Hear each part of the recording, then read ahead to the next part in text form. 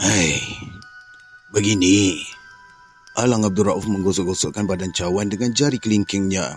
Lagi sekali dia merenung ke kiri dan ke kanan. Dia menarik nafas panjang. Kesan air kopi yang melekat di bibir bawahnya terus dikesat dengan hujung jari telunjuk. Saya masih lagi menanti apakah petua-petua yang akan diucapkannya kepada saya. Begini Tamar, orang tua-tua kita dulu banyak mengamalkan petua, terutamanya bila berdepan dengan minuman dan makanan. Alang Abdul Rauf memulakan. Petua itu digunakan untuk jaga diri. Mungkin makanan atau minuman yang diberi atau dihidangkan oleh orang lain pada kita. Ada benda-benda bisa yang termasuk secara tak sengaja. Tambahnya dengan nada suara yang lembut. Wajahnya nampak tenang sekali. Saya menganggukkan kepala beberapa kali sambil merenung tangkai cawan. Apa dia petuanya, pakcik? Selalunya, orang menaruh guna-guna dalam minuman, juga kadang dalam makanan, dengan tujuan untuk menjadikan seseorang tu bodoh. Ada juga yang cuba menaruh racun. Alang Abdul Rauf membetulkan duduknya supaya selesa. Cara yang pertama, gunakanlah lidah untuk menjolok lelangit. Kalau terasa geli, bolehlah minum dan makan benda yang dihidangkan. Kalau kamu tak rasa apa-apa, semacam kebas, kamu jangan makan atau minum, tu berbahaya. Alang Abdul Rauf meluahkan petua yang pertama. Saya mendengar dengan penuh minat. Lagi petua yang ketiga macam mana pula? Sebelum makan atau minum, gosokkan rambut dengan telapak tangan. Biasanya jika rambut digosok akan terasa kesat dan mengeluarkan bunyi. Jika tak ada bunyi, janganlah kamu minum dan makan barang yang dihidangkan depan kamu. Alang Abdul Rauf meluahkan semua petua yang diketahuinya pada saya. Saya menggaru-garu batang leher yang gatal. Mata terus merenung ke setiap sudut kedai kopi.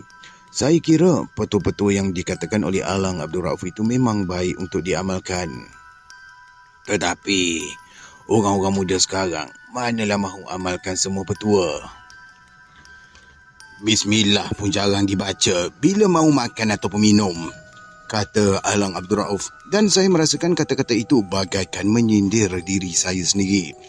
Muka Alang Abdul Rauf saya pandang sejenak. Tapi, aku yakin yang kamu ni selalu baca bismillah setiap kali minum dan makan. Bukan begitu, Tamar? InsyaAllah, pakcik, balas saya dengan segaris senyuman. Marilah kita pergi, Tamar. Alang Abdul Rauf terus bangun. Dia menuju ke meja tuan punya kedai kopi. Alang Abdul Rauf bayar harga kopi dan kuih. Kedai kopi itu kami pun tinggalkan dan saya terus duduk di pelantar basikal menuju ke rumah adiknya yang terletak kira-kira sebatu dari kedai kopi tersebut. Tujuan utama Alang Abdul Rauf menemui adiknya adalah untuk membincangkan tanah pusaka peninggalan orang tua mereka. Alang Abdul Rauf mahu menjual tanah pusaka itu kepada orang lain. Tetapi adiknya tidak setuju dengan alasan tanah pusaka itu mahu ditanam dengan pokok durian dan langsat. Sedangkan Alang Abdul Rauf berpendapat cara yang mahu dilakukan oleh adiknya itu tidak sesuai kerana kedudukan tanah itu jauh dan tidak pernah dijaga. Dari tanah tu terbiar, ada baiknya kita jual. Duitnya kita bagi sama. Selama ni pun, duit cukai tanah, aku yang membayar hasilnya. Tak ada dapat apa-apa pun, ujar Alang Abdul Rauf pada adiknya. Saya tak mau jual. Kalau abang nak jual juga, kita bukan lagi adik-beradik. Suara adiknya keras. Kalau sudah begitu kata kamu, tak jadilah aku nak jual. Tapi, cukainya kita bayarlah sama-sama.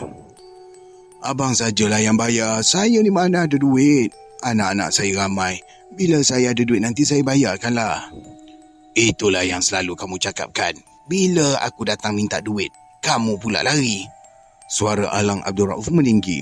Adiknya terus membisu. Mungkin kerana sifat penyabarnya, Alang Abdul Rauf tidak mahu menyebut-nyebut soal tanah pusaka dalam perbincangan berikutnya dengan adiknya. Anehnya, sebelum Alang Abdul Rauf pulang, adiknya meminta wang darinya. Alang Abdul Rauf menghulurkan wang RM20 pada adiknya. Itulah adik aku, Tamar. Namanya Mat Judin. Susah juga bila nak diajak berunding, bisik Alang Abdul Rauf kepada saya ketika turun dari rumah. Adik nombor berapa ya, pakcik? Adik bongsu aku. Yang dia tahu tu minta duit, tak beri, dia tarik muka. Kerana tak nak gaduh dengan adik-beradik, terpaksa jugalah aku ikut cakap dia. Terang Alang Abdul Rauf. Apa pendapat kamu tentang dia? Tak ada apa-apa pun pakcik. Balas saya dengan senyuman yang pendek. Saya tidak mahu melibatkan diri dalam urusan keluarga orang lain. Kami tinggalkan rumah Mak Judin ketika matahari sudah pun condong. Seronok naik basikal di bawah lindungan pokok-pokok getah terasa cukup redup dan selesa sekali. Peluh tidak sehebat tadi yang mercik di dahi dan tubuh. Alang Abdul Rauf cukup rancak bercerita tentang keluarganya. Saya cuma menganggukkan kepala. Sesekali, saya ketawa bila terdengar peristiwa lucu yang terjadi di antara Alang Abdul Rauf dengan adik bungsunya. Tiba-tiba, Alang Abdul Rauf membrek basikalnya dengan mengejut. Saya terpelanting ke tanah. Siku kiri saya berdarah terkena dengan tunggul getah. Dengan susah payah saya bangun. Pada mulanya saya mahu marahkan Alang Abdul Rauf, tetapi bila saya lihat dirinya terkial-kial di tindih basikal dan baju Melayu cekak musangnya koyak, saya tak jadi nak marah. Kenapa ni pakcik? Tanya saya. Tu, tengok tu. Mulut saya ternganga. Kepala lutut saya terasa lemah. Seekor ular tedung sela memanggungkan kepalanya separas dada saya. Ular itu kelihatan seperti berdiri atas ekornya. Kamu jangan bergerak, Tamar, perintah Alang Abdul Rauf. Saya pun mematikan diri, tegak macam patung. Ular tedung selar itu menggerakkan kepalanya ke kanan mengikut gerakan tubuh Alang Abdul Rauf yang cuba mendirikan basikalnya. Ular itu terus mematuk ke arah tubuh Alang Abdul Rauf. Anehnya, patukan ular itu bagaikan tidak sampai ke tubuh Alang, macam ada sesuatu yang menghalangnya. Ular tedung selar itu berhenti mematuk tubuh Alang Abdul Rauf. Basikal tua berjaya ditegakkan. Ular itu pun masih lagi berdiri dengan kepala yang terkembang. Perlahan-lahan, Alang membungkukkan badannya. Ular tedung sela turut merendahkan badannya dan bersedia untuk melepaskan patukan pada ubun-ubun kepala Alang. Belum pun sempat ular tedung itu memendamkan siungnya yang bisa ke kulit Alang Abdul Rauf. Saya lihat Alang terus melompat dengan sekelip mata saja. Bahagian bawah kepala ular sudah pun berada dalam genggamannya. Cepat-cepat Alang Abdul Rauf menekan siung ular tedung itu pada besi galang basikalnya. Kau ambil mangkuk getah dan tadah, perintah Alang Abdul Rauf. Saya segera mengambil mangkuk yang tersangkut pada pohon getah, lalu menadah bisa ular tedung yang keluar. Badan ular itu terus melilit lengan Alang Abdul Rauf. Pada mulanya lilitan itu cukup kuat dan kejam. 10 minit kemudian, lilitan ular tedung itu menjadi lemah dan badannya terus lurus ke bawah, tidak bermaya. Baliklah ke tempat kamu, kata Alang Abdul Rauf meletakkan ular itu ke atas tanah.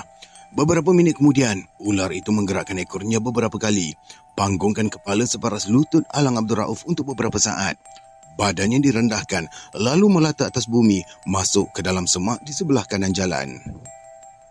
Buat apa bisa ular ni pakcik? Tanya saya.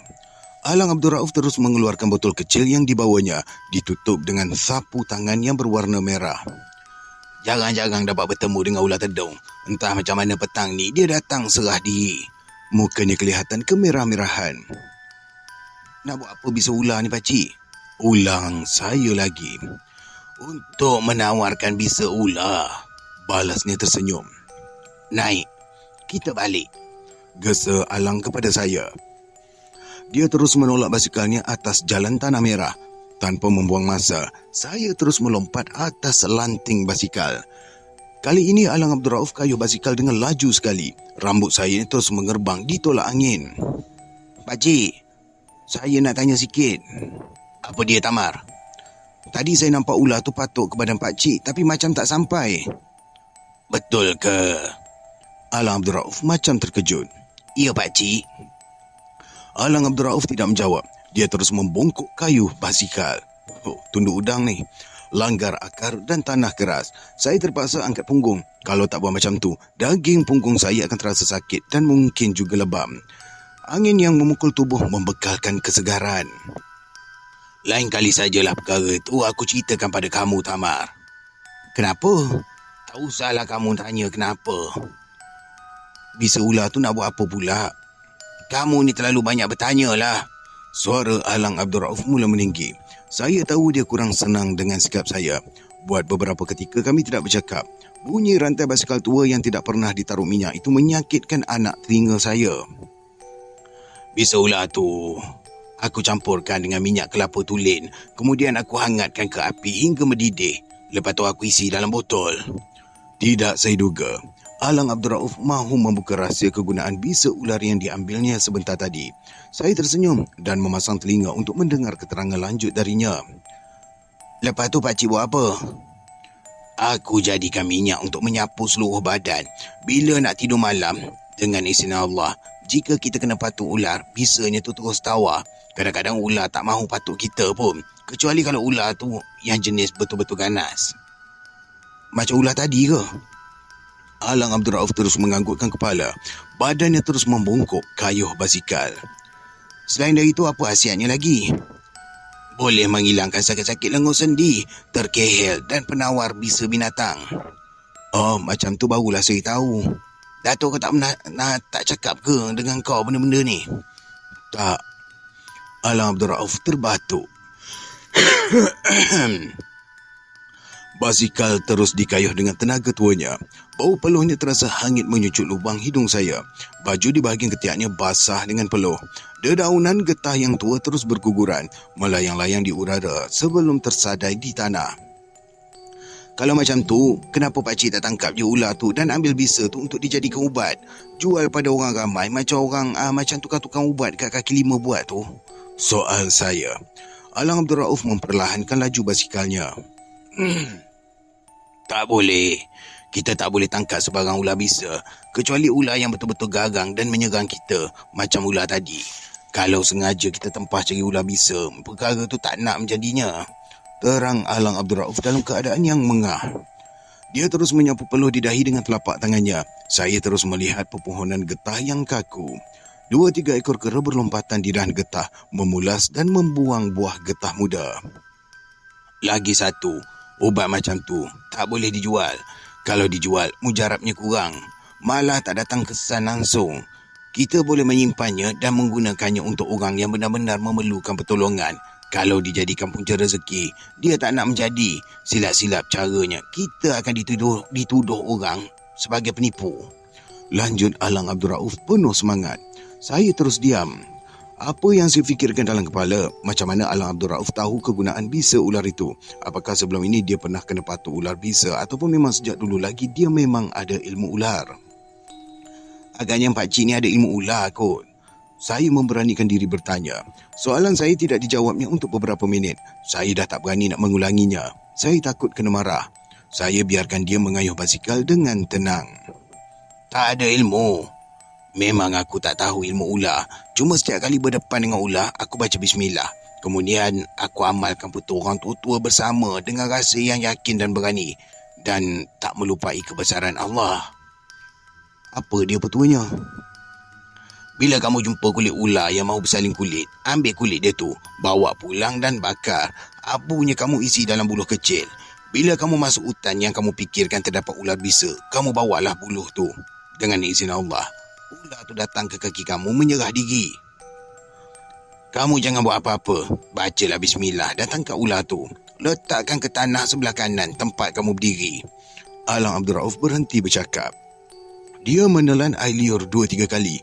Bau peluhnya bertambah hebat.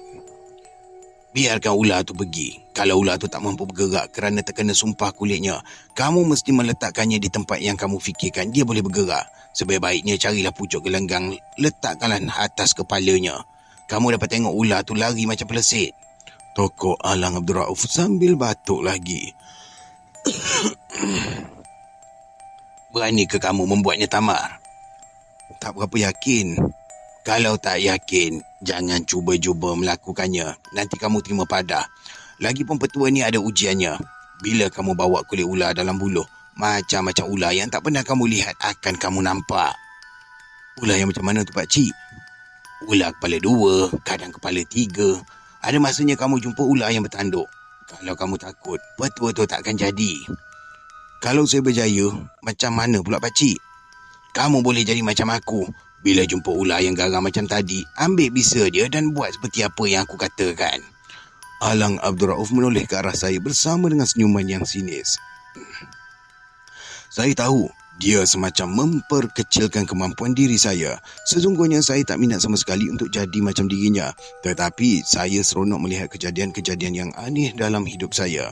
Saya bercadang minta kebenaran dari Datuk untuk tinggal lebih lama dengan Alang Abdul Rauf. Saya mahu berkongsi pengalaman dengannya.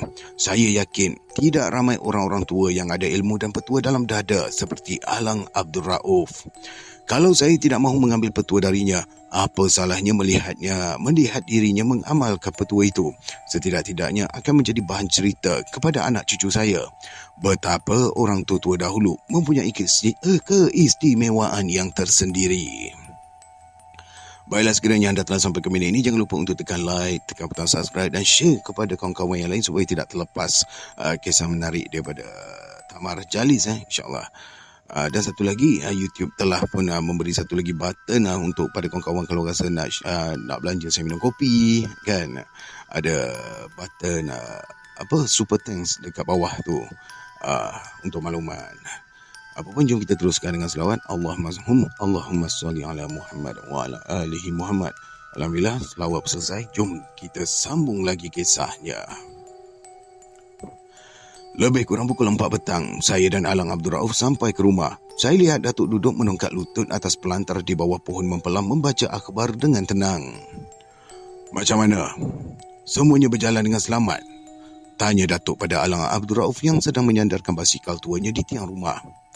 Semuanya selamat. Kalau tak selamat, aku dan cucu kamu tak sampai ke sini, sahut Alang Abdul Rauf dalam nada suara yang meninggi. Datuk melipatkan akhbar yang dibaca. Saya terus menghampirinya dan duduk di sisinya. Beberapa minit kemudian, Alang Abdul Rauf datang ke pelantar dan duduk di sebelah kanan saya. Datuk terus meraba-raba dagunya. Apa yang cucu aku dapat bila ikut kamu, Alang? Banyak yang dia dapat. Kalau kamu tak percaya, cubalah tanya dirinya sendiri. Betul ke ni, Alang? Atau kamu nak bergurau saja? Tingkah Datuk dan mereka ketawa berderai di bawah sinar matahari petang yang cerah. Tamar, kau cakapkan pada Datuk kamu apa yang kamu tengok dan masa kamu ikut aku tadi. Alang Abdul Rauf merenung mata saya. Datuk menggaru-garu pangkal telinganya. Cakaplah, Tamar. Alang Abdul Rauf seperti mendesak. Tak payah Tamar cakap pun aku dah tahu. Kamu bawa balik biasa ulah tedung kan, Alang? Saya lihat muka Alang Abdul Rauf berubah. Dia terkejut besar. Memang dia tidak menduga yang Datuk tahu apa yang telah terjadi. Mana kamu tahu? Tanyanya cemas. Hidung aku ni dapat menciumnya, balas Datuk. Bukan hidung. Tetapi panca indera yang kelima memberitahu aku. Kamu ni memang manusia yang aneh. Tak aneh, tetapi aku ni mengamalkan pantang larang dan petua orang tua-tua. Suara Datuk merendah. Alang Abdul Rauf termenung panjang, membiarkan angin petang menyentuh wajahnya. Saya mengeliat 2-3 kali. Sengaja aku suruh si Tamar ikut kamu, biar dia tahu setiap orang ada kelebihan dan kekurangannya. Aku tak suruh dia ikut saja. Semuanya sudah aku kira dan perhitungkan. Datuk membuka rahsia. Jadi semuanya sudah kamu rancang, ya? Tanya Alang Abdul Rauf lagi. Ya. Bila kamu sebut kamu nak pergi jauh, aku segera terfikir untuk menyuruh Tamar menemani kamu. Aku tahu kamu ni bukan sebarang orang. Setidak-tidaknya Tamar dah tahu kamu ni memang handal melemahkan ular yang berbisa. Kamu memang bijak. Cara kamu mengajar cucu kamu supaya menghargai kehebatan orang tua memang tak terasa. Entahlah. Datuk terus menepuk pangkal pahanya berkali-kali. Saya terus bangun dan mengeliat. Tidak lama kemudian terdengar suara azan asar. Kami bertiga segera bangun menuju ke rumah. Saya basuh muka dan kepala. Datuk pula tukar baju dan Alang Abdul Rauf tergesa-gesa mandi. Kami pun menuju ke masjid untuk berjemaah. Selesai berjemaah, Alang Abdul Rauf mengajak saya dan Datuk meninjau ke kawasan tanah perkuburan yang sudah dikosongkan. Tidak lama lagi kawasan itu akan menjadi kolam lumbung. Kawasan sebelah sana, kubur-kuburnya masih belum diubah. Alang Abdul Rauf berdiri di bawah pohon gajus. Tangannya mengarah ke kawasan perkuburan yang penuh dengan susunan batu nisan dalam pelbagai aneka bentuk. Pokok-pokok yang tumbuh di situ seolah-olah menjadi payung pada perkuburan dan batu nisan. Sinar matahari bagaikan tidak menyentuh tanah kubur. Kubur yang kamu korek itu sebelah mana? Tanya Datuk pada Alang Abdul Rauf. Saya lihat Alang Abdul Rauf memperbetulkan songkok putihnya yang sengit di kepala. Dia menarik nafas panjang. Aku korek sebelah kiri kawasan kubur yang kita nampak ni. Lepas tu baru sebelah kanan. Semua kawasan kubur orang Islam ni penuh dengan biji. Tangan kanan Alang Abdul Rauf terus cekap pinggang merenung kawasan-kawasan yang disebutnya. Sejak kamu korek kubur ni, kamu tak jumpa ke dengan perkara-perkara yang ganjil, Alang? Saya lihat Alang Abdul Rauf tersenyum mendengar pertanyaan dari Datuk. Saya terus garuk kepala dalam keresahan yang tidak menentu. Setakat ni, dengan izin Allah, tak ada lagi perkara buruk yang aku alami, jawab Alang Abdul Rauf. Syukur. Tetapi sikit-sikit tu ada kan? Datuk buat serkap jarang. Saya terus menggosok-gosok pangkal hidung. Alang Abdul Rauf merenung wajah Datuk. Perkara tu ada juga. Umpamanya aku terjumpa perempuan cantik berjalan dekat pokok besar. Aku jumpa musang yang bertukar menjadi kucing. Satu pengakuan dari Alang Abdul Rauf yang tidak berselindung. Tidak saya duga serkap jarang Datuk menjadi tepat. Itu syaitan, dia nak menguji kamu, celah Datuk. Aku pun fikir macam tu. Aku dan kawan-kawan aku buat tak kisah je. Rimau ke, perempuan buruk ke, kami tak peduli. Akhirnya benda-benda tu semuanya terus hilang. Alang Abdul Rauf terus ketawa. Dari pinggir kawasan kubur, kami menyusur ke kanan menuju ke kaki bukit, melihat kebun-kebun getah yang bakal menjadi lombong. Bergerak lagi melalui kawasan dusun yang penuh dengan pohon kelapa, durian dan langsat. Semuanya tidak boleh bertahan lama di situ. Dalam sedikit masa lagi, kawasan durian itu akan menjadi lombong yang memuntahkan biji dari perut bumi. Saya dapat membayangkan dalam tempoh 2-3 tahun lagi, kawasan sekitar akan menjadi lapang, penuh dengan pepasir dan saujana mata yang memandang. Dan kawasan tempat yang kami lalui sekarang tak mungkin dapat dikesan. Kami terus berjalan. Terasa segar dan menyenangkan kerana hembusan angin yang sepoi-sepoi bahasa. Ke mana lagi kamu nak bawa aku ni, Alang? Tanya Datuk. Tak ke mana-mana. Kita pergi ke sungai, dari situ kita terus balik. Sungai tu ada ikan tak? Ada. Kenapa? Kamu nak mancing ya? Alang Abdul Rauf merenung muka Datuk. Mereka berbalas senyuman. Kalau ada ikan, aku nak menjala, ujar Datuk. Itu satu cadangan yang baik. Aku juga nak ikut kamu menjala. Bila yang kita nak menjala? Datuk renung muka Alang Abdul Rauf yang sedang mengerutkan dahinya. Nantilah 2-3 malam lagi. Boleh juga. Kalau aku tak ubah rancangan, memanglah aku nak duduk 2-3 hari dekat sini. Datuk menelan air liur. Kami terus melangkah. Akhirnya sampai ke rumah. Seronok rasa hati setelah penat berjalan. Isteri Alang Abdul Rauf menyediakan kopi dan goreng pisang panas. Saya terus makan dengan lahapnya. Lepas makan dan minum kopi, Datuk terus berborak dengan Alang Abdul Rauf di serambi rumah hinggalah menjelang waktu maghrib. Entah apalah yang mereka cakapkan, saya tak berminat mahu mendengarnya. Bukannya menarik sangat cerita orang tua. Malam itu, lepas solat Isyak, Datuk dan Alang Abdul Rauf terus berwirid hingga jam 10 malam. Sebaik sahaja wirid berhenti, kawan-kawan Alang Abdul Rauf yang mengorek kubur terus datang dan duduk di serambi. Saya kira jumlahnya lebih kurang 6 orang. Semuanya berbadan tegak, tetapi wajah mereka nampak tenang dan berani untuk menghadapi dugaan dan rintangan. Datuk dan Alang Abdul Rauf berbincang sejenak. Tanpa saya duga perbincangan mereka itu kerana mahu membawa saya ikut sama rombongan menggali kubur. Alang Abdul Rauf menggalakkan Datuk supaya membenarkan saya ikut serta dalam rombongan menggali kubur itu. Datuk patuh dengan cadangan Alang Abdul Rauf. Pukul 10 malam lebih, kami meninggalkan rumah menuju ke tanah perkuburan yang sunyi dan seram. Saya terdengar bunyi suara burung hantu sayup-sayup. Saya juga terdengar desiran angin malam yang menyentuh dedaun getah yang memagari kawasan perkuburan. Bunyi dedaun yang disentuh angin itu melahirkan suara yang menakutkan. Ada masa terdengar seperti orang yang menangis dan ada masa pula terdengar macam bunyi orang ketawa yang tidak putus-putus. Dari sinaran lampu picit, saya melihat batu-batu nisan tegak kaku. Malah ada yang nampak berkilau-kilau terkena cahaya lampu picit. Kata-kata puru melompat di kaki membuatkan saya terperanjat. Bagi saya, tidak menghadapi masalah yang sukar berjalan di situ kerana saya ni di barisan tengah. Kepala jalan adalah Alang Abdul Rauf, dituruti oleh orang kanannya, kemudian Datuk, diri saya dan kawan-kawan Alang Abdul Rauf. Menurut Alang Abdul Rauf yang menjadi pembantunya cuma 3 orang sahaja. Yang lain itu cuma ikut-ikut saja. Mereka mahu menggeletar. Mereka mahu menggeletar kenapa ni? Tak betul, ada typo Mereka semuanya menggeletar kerana kesejukan.